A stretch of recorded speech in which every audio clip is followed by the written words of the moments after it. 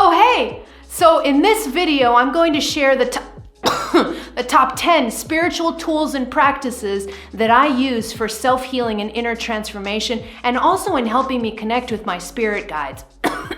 Stay tuned for the 10 tools coming up.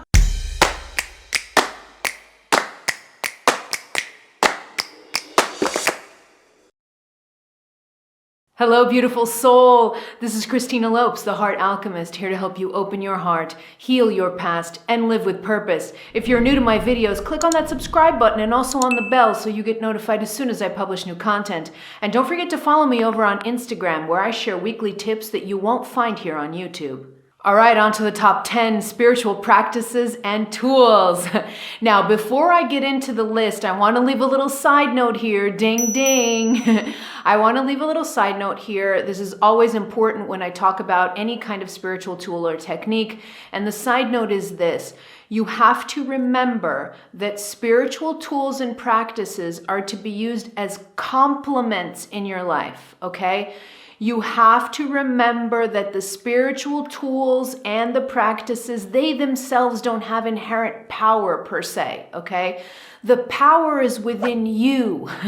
This is a super important side note to leave, because a lot of times people will use spiritual tools and practices. They'll deposit all of the power onto those tools, and they themselves feel like they're small, they're powerless, they don't really have a lot of control over their lives. And so they're giving the power, they're putting the power on that specific tool that they're using instead of on themselves, okay? And this is really a crucial key in healing and self-healing and in self-transformation and inner transformation, is you have to come to the realization that the power is within you. You have to stand in your power. And then the tools and practices, they're wonderful, wonderful to assist you on your path. But the power has to come from within you. If you're walking around thinking you're this really small, puny, powerless little thing and that you need all these tools in order to affect change in your life, you're already starting off on the wrong foot, okay? So inner power is absolutely crucial when working with spiritual tools and practices. And I'll give you an example, a practical example of how this works. I've had clients reach me who come in a really state of, and a lot of powerlessness. And so they come and reach me and they think that I'm going to heal them. All right. So they come and they reach me from a place of powerlessness, thinking that the power is in me to heal them. All right. This is a practical example that happens a lot in my work. And the biggest part of my work with clients is actually putting that power back in them. Putting that power back in them to where they awaken to their own inner power. And that's when the healing and transformation starts. I can't do it for them. A client could be seeing me for the rest of their lives, but if they stay in a sense, a place of powerlessness, their healing will never take place. All right. And so what I do with clients when they reach me in this state is the first order of operations is working on that inner power, because that's when the healing is going to start. You see? So this is a practical example of what happens when you deposit your power outside of you. The healing and the inner transformation will never occur, no matter how wonderful the technique or the spiritual tool or practice is, okay? So I wanted to leave this side note here. This is super crucial. You have to be in your power. You have to realize who you are as a spiritual, powerful spiritual being that co-creates your own life. And it's from that place of power that we then start to use these tools, and they become a lot more effective when we use them from a position of power. Speaking of your inner power, that gets us to spiritual tool and practice number 1, okay? And I'm putting it here because it's the most important, and it goes kind of in line with what we were just talking about. Spiritual tool number 1 is intention. Ding, ding, intention. Intention. So this is kind of a follow-up of what we were just discussing. Your conscious intention is absolutely crucial in any type of inner transformation or inner healing work, okay? The intention that you put out into the universe is going to make the difference on whether that transformation occurs, whether that healing occurs, or whether it doesn't, okay? So your conscious awareness is extremely powerful in the transformation of your life, all right? So that's why I put this here as the first tool. When you intend to do something, especially when you state it out loud, I like to state intentions out loud a lot because it reinforces the energy of the intention. But regardless of what spiritual tool or practice you use from here on in the rest of the list that I describe, make sure to always remember that your conscious intention is one of the most powerful of all of these, because it must come first before you start using all the other tools, okay? So conscious intention, what you intend to do, what you intend to accomplish, what you intend to heal, what you intend to transform. That's the starting point of using any of the other tools on this list. But let me go into the alchemy part of this, because it's a great way for us to understand why intention, why is it so powerful? Why is intention powerful?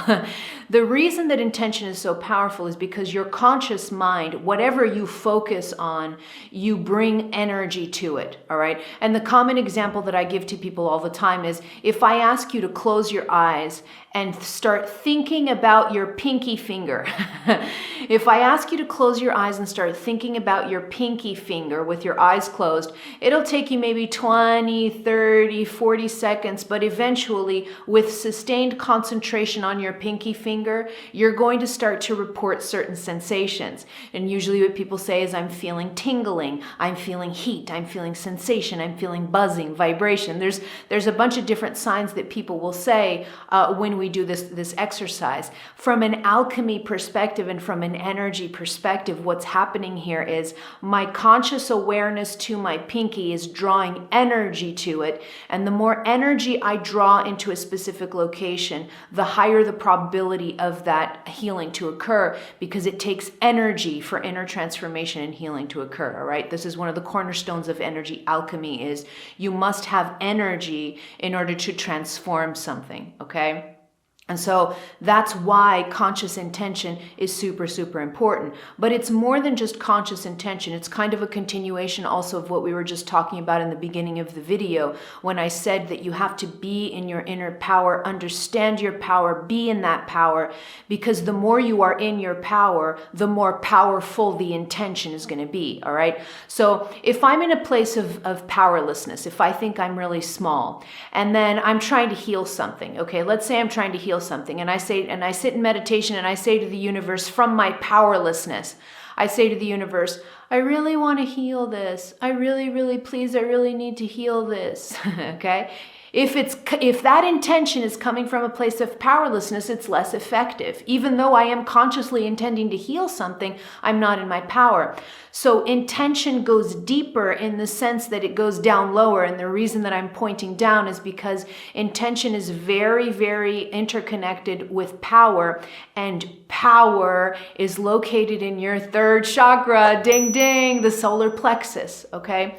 Your solar plexus is your center for personal power and will, and that center has to be developed in order for your conscious intentions to be more powerful in the world, okay? So your inner power is located in the solar plexus, but there's also an important part that has to do with power, but it's not exactly that, and it is your self-image.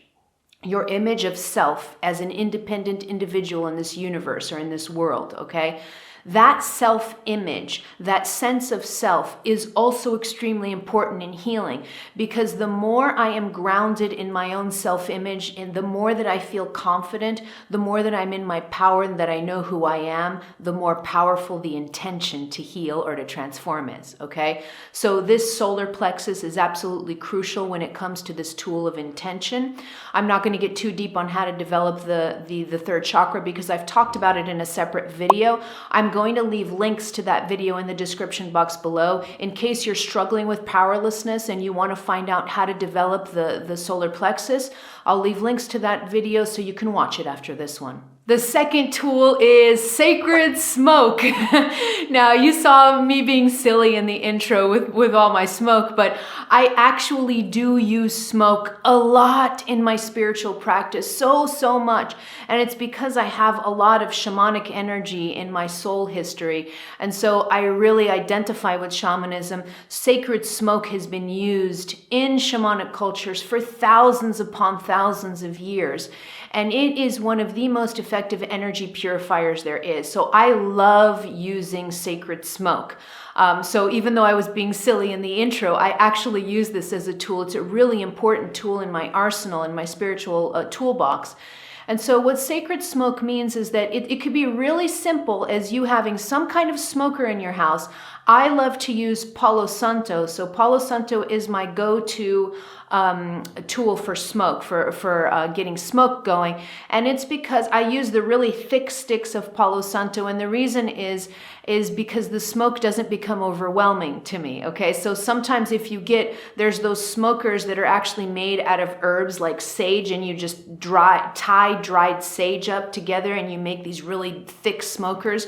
When you light that baby up, it smokes a lot. And so those smokers made out of sage or of actual dried herbs, those smokers, I'm not saying they're not effective. I just don't like using them indoors because it creates too much smoke and then I can't breathe.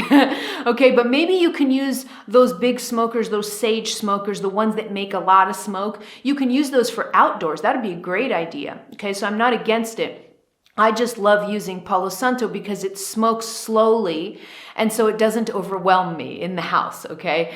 And so I love using Palo Santo. That's my favorite one, but you can use an incense stick. You can use anything you want, herbs like I just talked about, a little bush of sage or other herbs. Different traditions have different uses for smokers.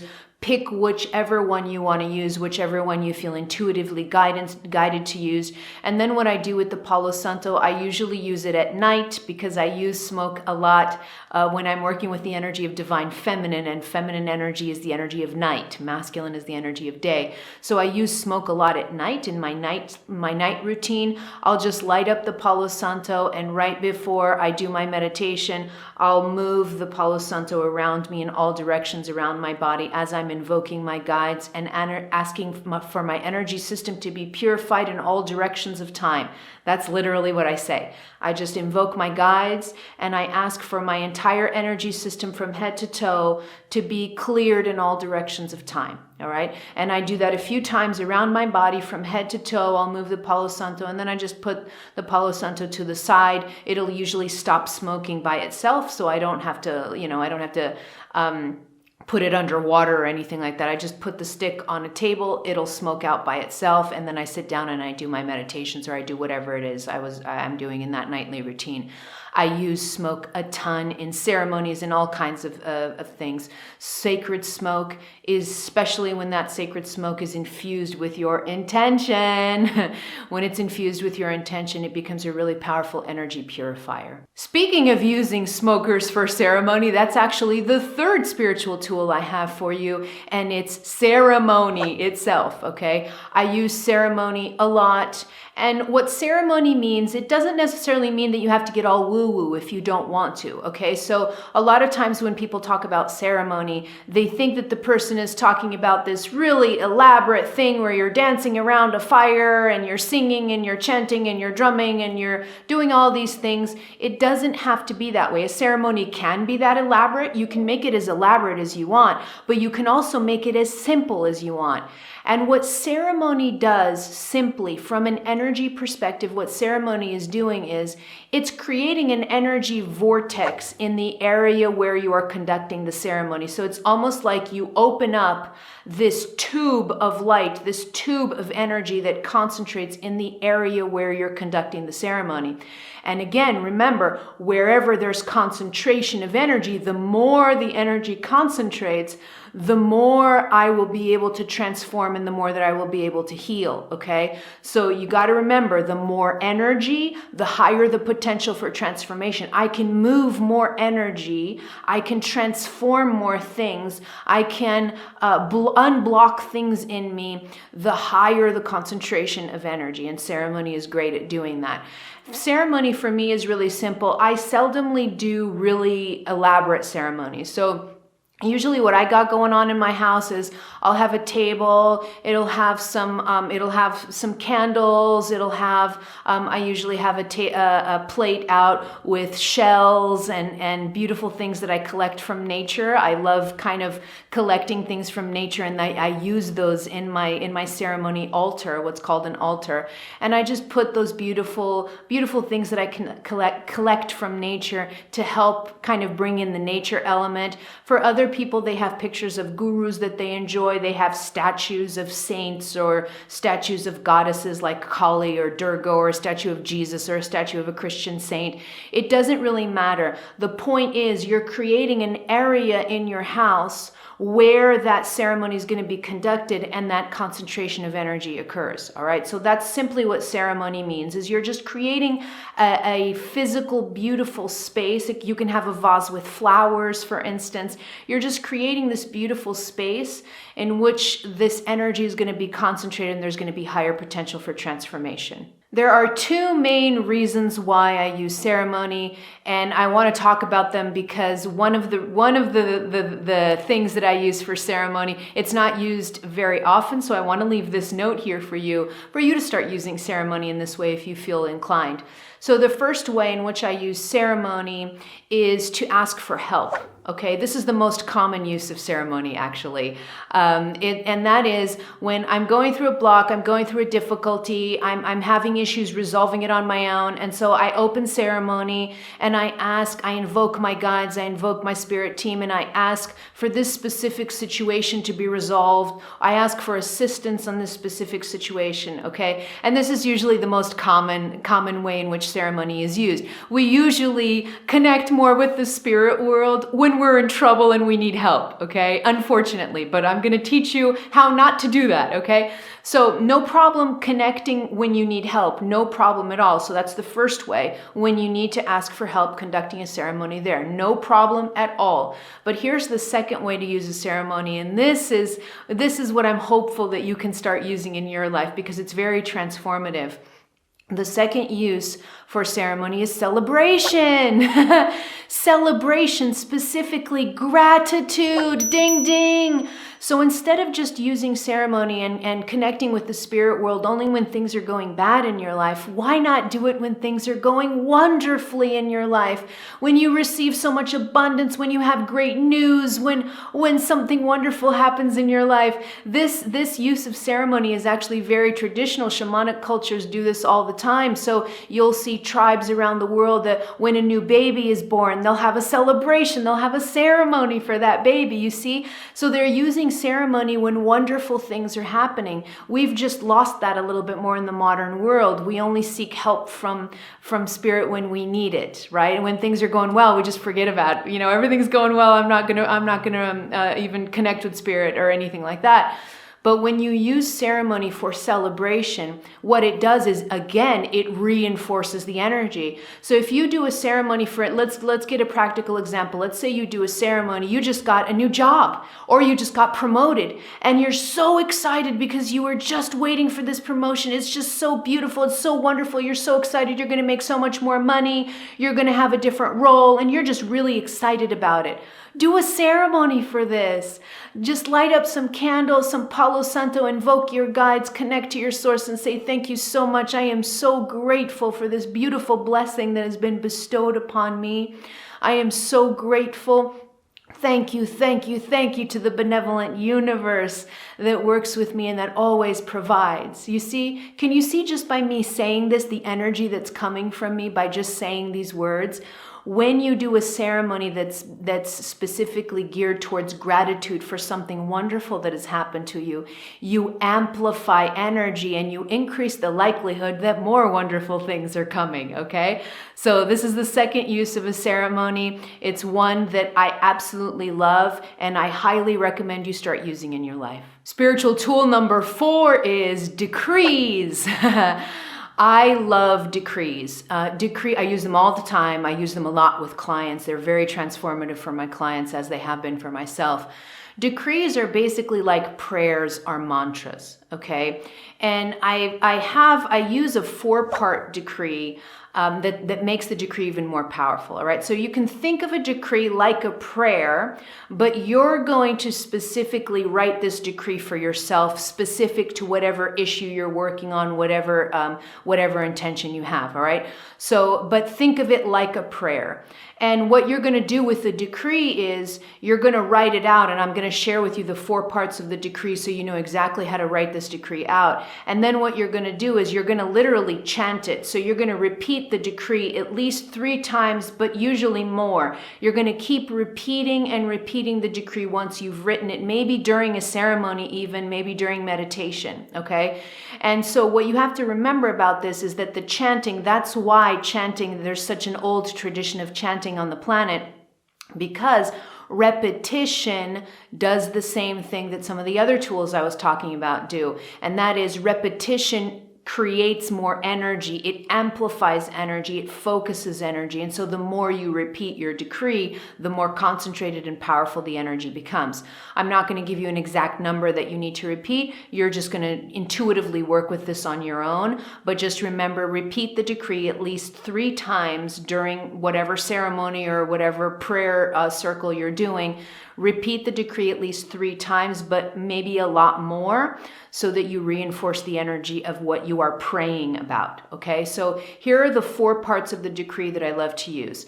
The first one is to identify yourself, okay? Now, when I mean identify yourself, I'm not saying to say, you know, I, Christina. No, it's not an identifying on a human level. It's identify yourself on a soul level.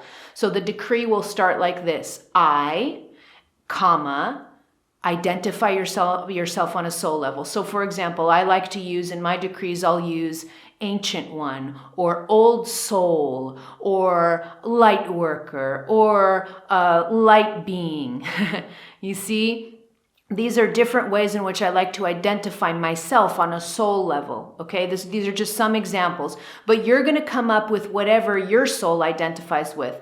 The point is, the first part of this decree always starts with I, comma, light worker, old soul, however you want to identify yourself, and it'll come to you intuitively, okay? So that's part 1 of the decree, identify yourself on a soul level. Part 2 of the decree is the gratitude piece, okay? Here I come with gratitude again. Gratitude is extremely important in healing.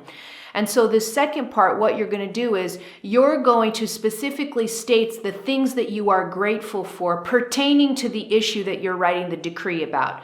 So for example, let's give a classic example. Let's say you are trying to heal all of the hurt that's been caused by a recent breakup that you had with a partner, with a former partner, okay? And so you're writing your decree because you want to heal from all this pain. And so you identify yourself, I, light worker, or I, old soul.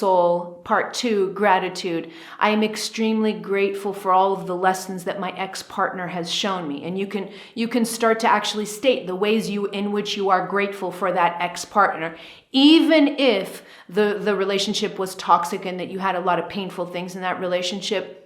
Find something to be grateful for pertaining to that subject, okay? So that's part 2, is gratitude, really important.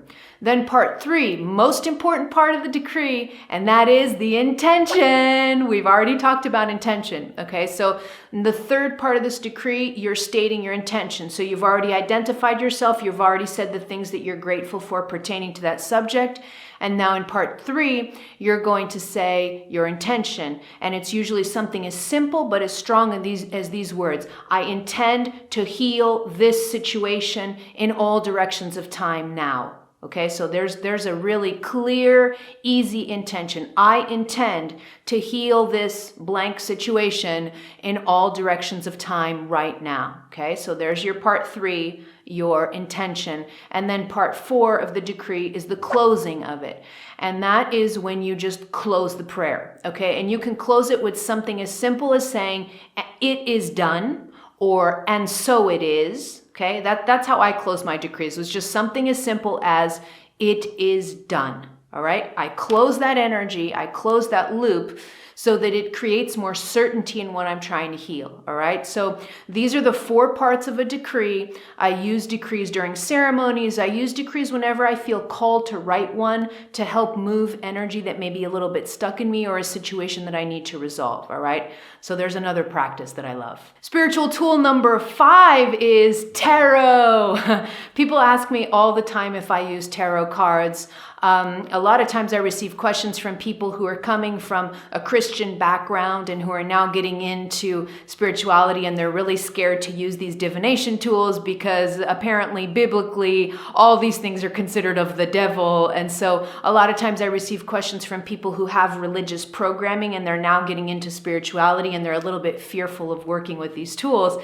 Tarot is one of them, but I love tarot, okay? There's nothing evil about tarot. All these divination tools, all these spiritual tools are wonderful when used appropriately, right? Like you can use a spiritual tool with really negative energy, or you can use a spiritual tool with positive energy. The side note here on that is the use of black magic or the use of inappropriate use of spiritual tools in this new energy is just, it's not allowed anymore, and there could be very severe repercussions for using negative intentions to create certain things, okay? So I just want to leave that randomly just dropped on my head right now, but it's an important side note. I know you would never use any spiritual tool with bad intentions, with negative intentions toward another person, because if you're part of my audience, you're definitely not into that energy. But just leaving this as a side note that these spiritual tools should never be used with negative intentions, because if they are, the repercussions on you are going to be really bad. So don't even do it. Okay, so don't do it. But that was kind of a side note. Tarot I use a lot to help me clarify things and to help. It's another way of providing guidance when I could be a little bit blocked in receiving it through direct download. Okay, so I use tarot all the time. I use oracle cards, or what's called oracle cards, and I use the traditional tarot also. Now, the thing about tarot is you have to remember, again, a reminder, it's not the cards that have the power, it's you, okay? And when you're working with tarot, one of the most important rules with working with tarot is to ask open-ended questions, okay? Tarot responds, you get much better answers if you ask open-ended questions where you are not emotionally attached to a specific outcome. Ding, ding! If you're trying to use tarot to kind of force a certain answer from the cards because you're totally emotionally attached, it's got to be that outcome, then you're already screwing up the tarot reading, you're already messing with it, and you're not going to get an accurate read. So if you want to use tarot readings, if you want to use tarot cards, ask open-ended questions so you give flexibility to your guides to be able to answer in the best possible way for you. So try not to ask a yes/no questions. I'll give you some examples of what great questions are for tarot. So if you have a specific topic that you're struggling with, you can say something like, can my guides please show me what I need to know about this situation?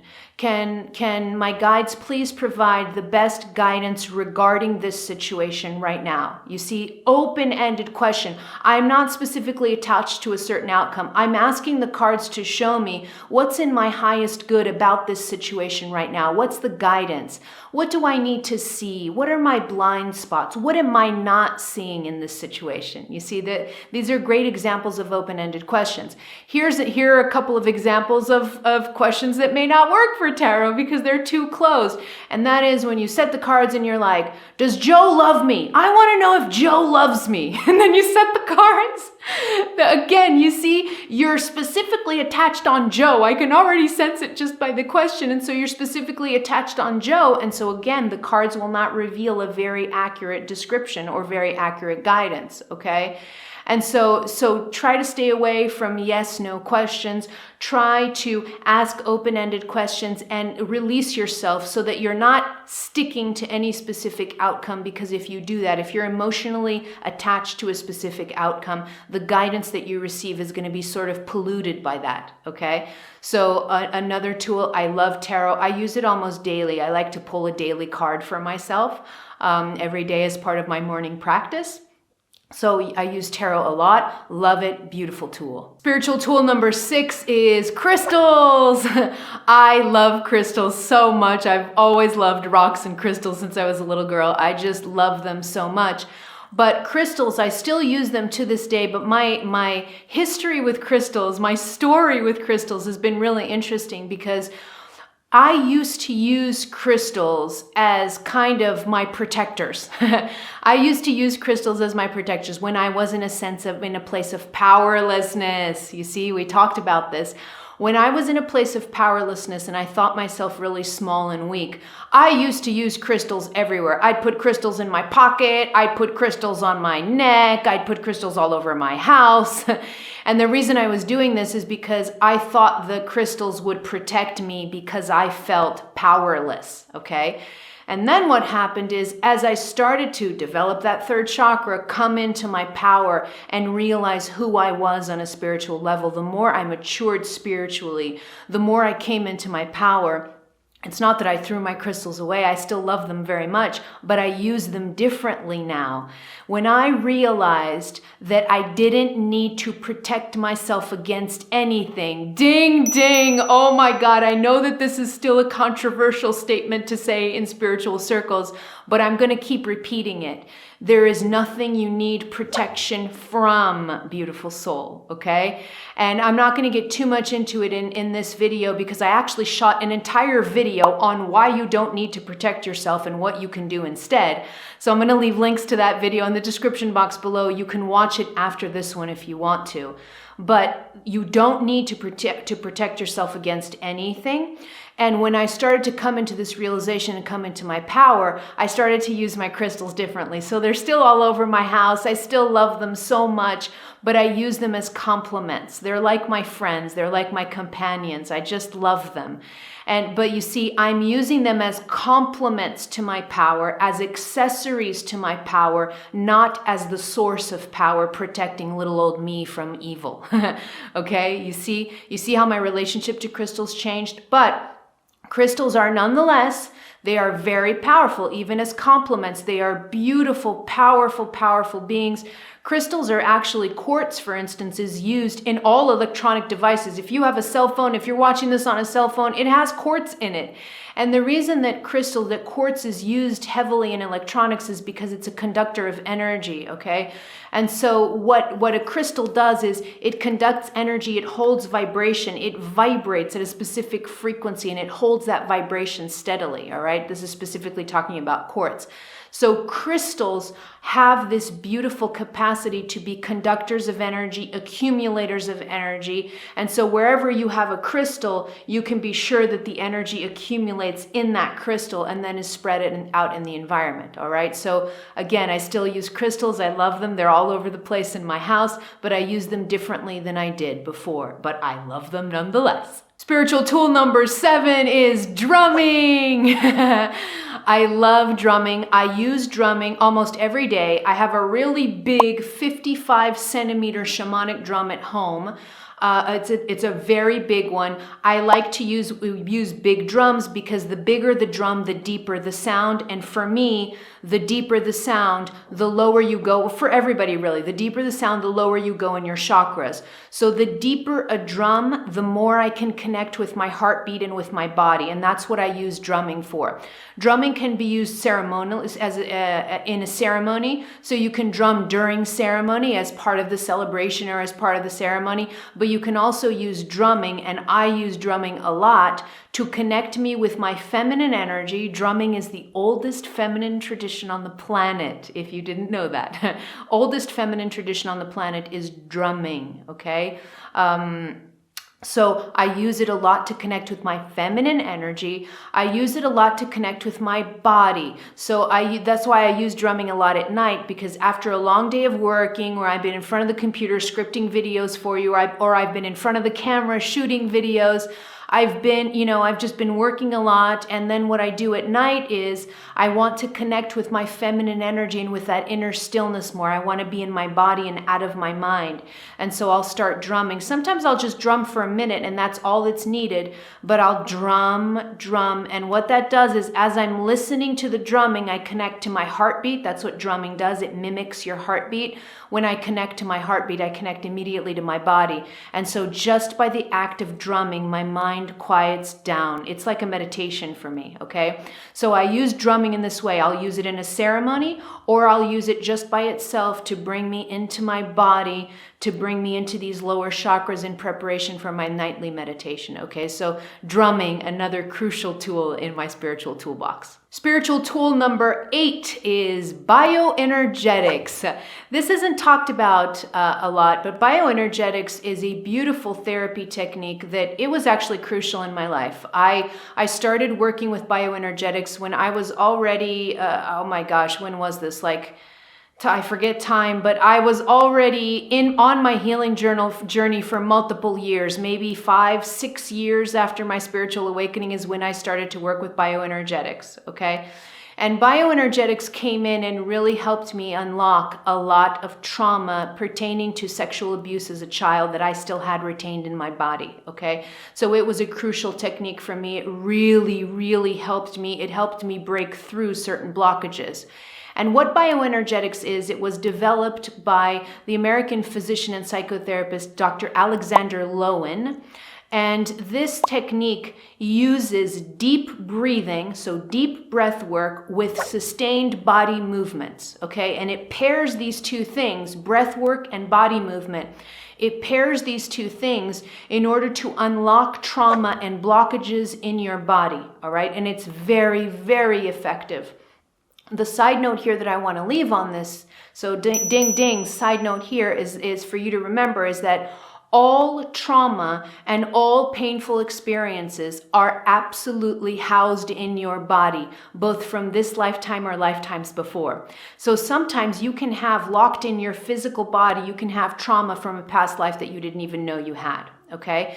And so your physical body houses everything that has ever happened to you as a soul, all right? And a lot of times what happens is there'll be energy blockages when you suffer a trauma in your life, as I was talking about what happened to me with sexual abuse as a child. I had that so deeply housed in my body that I didn't even have access to it even years after my spiritual awakening. I was already an experienced meditator. I was already a coach. I was doing all kinds of things, but I still had within me trauma locked in my body that I hadn't accessed. And it was only through the use of bioenergetics that I unlocked that. So it was a profoundly transformative tool for me. Okay. And so what bioenergetics does is usually, I'm shaking because that's one of the positions that's used a lot in bioenergetics. You'll start shaking your body. So sustained movement, and then you're using deep breathing as you're moving, and you'll sustain this movement for long periods of time. So sometimes bioenergetics can be actually physically draining because you're supposed to hold this in the same position as you're doing the breath work, sometimes for minutes at a time.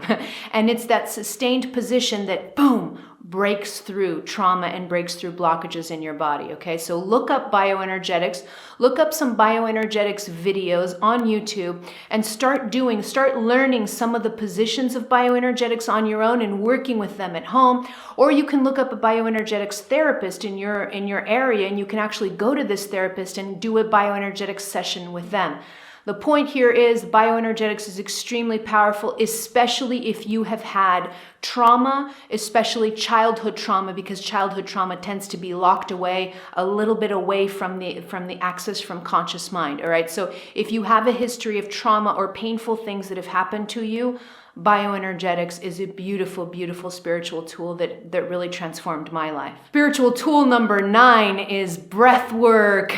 Breath work has also been extremely transformative in my life, not just through the use of bioenergetics. So not just when I do breath work with bioenergetics, but also by itself, okay? Breath work, deep breathing techniques are absolutely crucial to connect you with your body. So it works really well for people who dissociate because of trauma, or for people who aren't connected to their bodies because they've been through difficult things in their lives. And sometimes what happens is we disconnect from our bodies. And so if you've had any type of trauma or pain like this, breath work is extremely important tool because it can connect you immediately with your body. When you start to do a round of deep breathing, you will immediately come out of your mind and into your body, because the increased oxygenation, first of all, the increased oxygenation of deep breathing, it starts to create all kinds of physical sensations. So you can feel tingling all over your body. You can feel all kinds of things happen when you oxygenate your body, when you start doing these deep breathing techniques. So you're going to start to feel it in your body. So that's one way to get you out of your mind and into your body. But deep breathing also helps unlock trauma. That's why it's used in bioenergetics. It helps unlock trauma, unblock energy, get energy flowing in your body, and just quiet your mind a lot. All right. So I love deep breath work. I'll usually just do something as simple. I like to do, instead of doing the technique myself, what I like to do is I like to look up YouTube videos or Spotify. Sometimes you'll find them on Spotify. I like to look up breathing, like a round of guided deep breathing, and I'll just put my earphones on and I'll just follow the person guiding me through a round of 10, 15 minutes of breath work. And I prefer to do it that way than to do it on my own, but you can do it on your own if you want to also. The two techniques that I recommend, my two favorite deep breathing techniques that I recommend, one is the Wim Hof method. So if you haven't heard of Wim Hof, he's quite a character. His breathing technique is very, very powerful. He's called the Iceman. I don't know if you've ever heard of him. He's called the Iceman. And the reason he's called the Iceman is because Wim Hof, through his own breathing, he can do what looks like miraculous things with his body, like just be out in the snow in underwear. And he just does ridiculous feats with his body just through the use of breath work, okay? So look up a Wim Hof breathing video and do that. That's a great way. Another technique that I love is what's called holotropic breathing, and this was developed by Christina and Stan Grof. Stan Grof was a psychiatrist, Christina Grof a psychotherapist. They're a couple, and they're pioneers in the field of transpersonal psychology. And so they developed holotropic breathing as a way for you to access altered states of consciousness without taking anything, or without any substance, okay? So you're going into altered states of consciousness naturally just through the use of a deep breathing technique, okay? So you can look up videos on holotropic breathing also. Now, speaking of substances, that takes us to spiritual tool number 10, which is the use of plant medicine. Now, I work specifically with what's known as ayahuasca. She's one of my greatest teachers. I go to an ayahuasca ceremony once, maybe twice a year. So I work regularly with ayahuasca. Again, she's a teacher. She's a plant teacher of mine. But plant medicine goes far beyond ayahuasca. You can use San Pedro, peyote. You can use psychedelic mushrooms. Some people use psychedelic mushrooms. And the use of psychedelics is actually increasing a lot in the world. And it's not just being used by these psychedelics have been used by shamanic cultures for thousands of years, but now it's actually entering mainstream science even. And, you know, this makes me super happy because the potential therapeutic use for psychedelics is enormous. So I'm so happy that they're entering mainstream, and they're actually entering mainstream. I'm so proud of this because they're entering mainstream through my own alma mater, Johns Hopkins University, which is one of the top medical institutions in the world. And it's through this university, my beautiful alma mater of Johns Hopkins, that they just opened a new center. It's called the Center for Psychedelic and Consciousness Research. It's a pioneer in the field. It's a pioneer in the field of psychedelics in the US, but it's also the largest psychedelic research facility in the world. All right. And it just opened, I think, 2019, very recently. And it opened also with major funding from the very famous podcaster and the author of the 4-Hour Workweek, Tim Ferriss. So if you've never heard of Tim Ferriss, look him up. He talks a lot about psychedelics are one of his passions, so he helped fund this research center. And so look up Tim Ferriss, look up his work, and you'll find more information about psychedelics. Okay, so there's a lot of them. They're starting to enter mainstream science now because of their therapeutic use. I specifically only work with ayahuasca. And what you have to remember about plant medicine, especially the ayahuascas, the San Pedros, what you have to remember about plant medicine is these aren't substances per se. They're not drugs, okay? I've had people email me all, pissed off at me saying they weren't going to follow me anymore because they found out that I used drugs. And so I've gotten a couple of emails of people upset at me because I use ayahuasca. So I want to clarify that. Plant medicine, it's not a drug, all right? Ayahuasca or San Pedro, the other plant medicines, these are not drugs. These are plant teachers. These are spirit teachers that come through you and work with you through the use of, through taking that substance, okay? So when it has to do with ayahuasca, you're drinking a tea, all right? And in that tea, there are specific compounds that activate within you. And a lot of times, and even in mainstream science, they're studying the compounds as being the actual, as having the properties, but it's not. The compounds are important, but the compounds help bring through the plant teacher that then works with you. So you're basically, through the tea of ayahuasca, you're able to communicate with the plant, with the spirit of ayahuasca, all right? And so that's why I say she's one of my greatest teachers, and I go to visit her once or twice a year, all right? So plant medicine is an extremely, sometimes miraculous thing that you can use in your life. It brings you into altered states of consciousness, but also connects you with beautiful plant teachers that can really, really change your life, all right? Now, I want to leave a side note here, specifically on using ayahuasca, because that's what I have experience in. So I'm not gonna talk about a lot of the other ones that I don't have experience in, because I don't like to teach. I teach through experience, okay?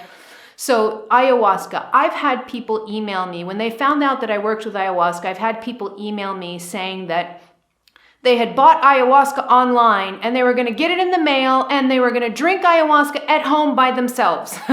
Okay, so please don't do this. This is the side note I want to leave on plant medicine. The plant medicines have been used for thousands of years. Please treat these with reverence, with respect, and with a pure intention of heart. And please try to do them properly, meaning the way that they have been traditionally done, because there's a reason why they've been done that way. All right. So in the case of ayahuasca, this person that emailed me saying they were going to drink ayahuasca by themselves at home, totally out of context. First of all, you don't know where that ayahuasca is coming from or who made it, nothing like that. There's no shaman involved, you see? And so what's happening is that substance is being removed out of its context and it's losing its potential therapeutic effect, and it can actually be dangerous, all right? Ayahuasca is traditionally taken in a group, in a ceremony with the shaman. And what you have to remember about these plant medicines is that the shaman is the person that anchors the energy for the whole ceremony and for the whole group. So I cannot imagine what would have happened to me if I just popped some ayahuasca alone by myself at home without a shaman, because I've actually had to ask for help from my shaman multiple times during a ceremony to help me go through a particularly difficult thing that ayahuasca was showing me. And so I asked for assistance, and the shaman came over and helped walk me through that. So the shaman is so crucial during a plant medicine ceremony, okay?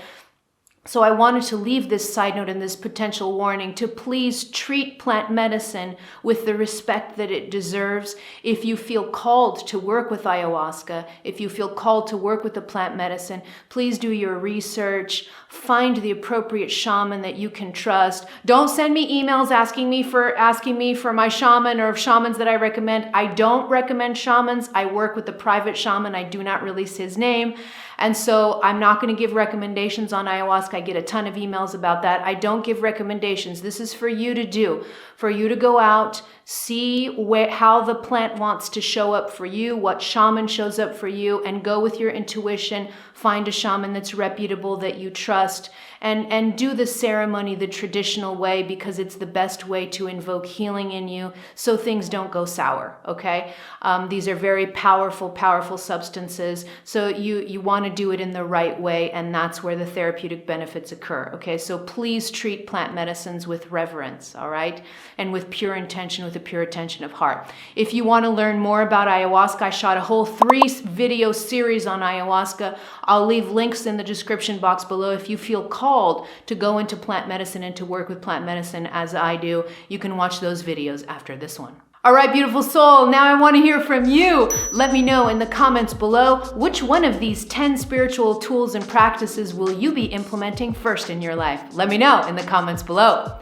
Click here to subscribe to my YouTube channel or head over to my website to download my popular guided meditations. And don't forget these videos that I talked about in this one. This is going to be a great continuation of all the stuff you learned in this video.